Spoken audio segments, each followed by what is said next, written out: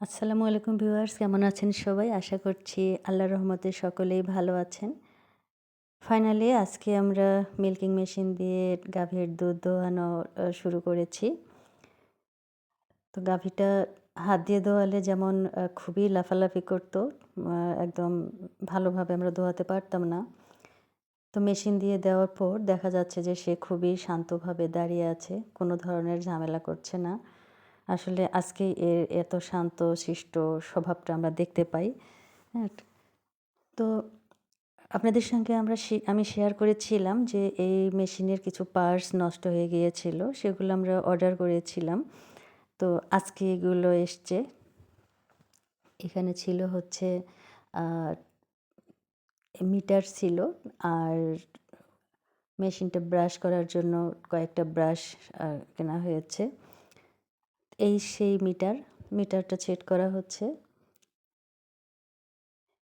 Metre set করার পর আ মেশিনটা ঠিক আছে কিনা একটু চেকিং করা হচ্ছে। তো চেকিংয়ে দেখা গেছে যে কোনো দিক দিয়ে হয়তো আ হাওয়া বের হচ্ছে, যার জন্য সে পাম্পটা নিচ্ছে না। তো মেশিনের নিয়ম হচ্ছে যে এটা যখন গাভীর বাটে দেয়া হবে তখন কোনো ধরনের আ বাতাস বের হতে দেয়া যাবে না। একদম আ নিখুঁতভাবে যেন এটা ইনটেকের মতোই থাকে অনেকটা, সের সেই সিস্টেম এটা করা। আর এখানে যেটা দেখা যাচ্ছে, আমি ওইদিন ওয়াশ করার পর উল্টা পাশে এই ক্যাপটা লাগিয়েছিলাম। এখানেই ঝামেলা হয়েছিল। এখন ওটা খুলে সঠিকভাবে সেট করা হচ্ছে। এখানে আমার ছোট ভাই আছে রাসেল, এবং রাসেলের এক ফ্রেন্ড। ওরাই এই কাজটা করছে। তো মেশিন দিয়ে দুধ দোহানো আ খুবই খুবই ভালো। কারণ এখানে কোনো ধরনের আ জীবাণু ভর থাকার সম্ভাবনা একেবারেই নেই। কারণ এখানে হাতের ছোঁয়া নেই। এই মেশিন দিয়ে এই ইয়েটা হচ্ছে বাটে লাগাই দিতে হবে, এবং অটো সিস্টেমে পাইপ দিয়ে দুধটা কন্টেইনারে চলে আসবে।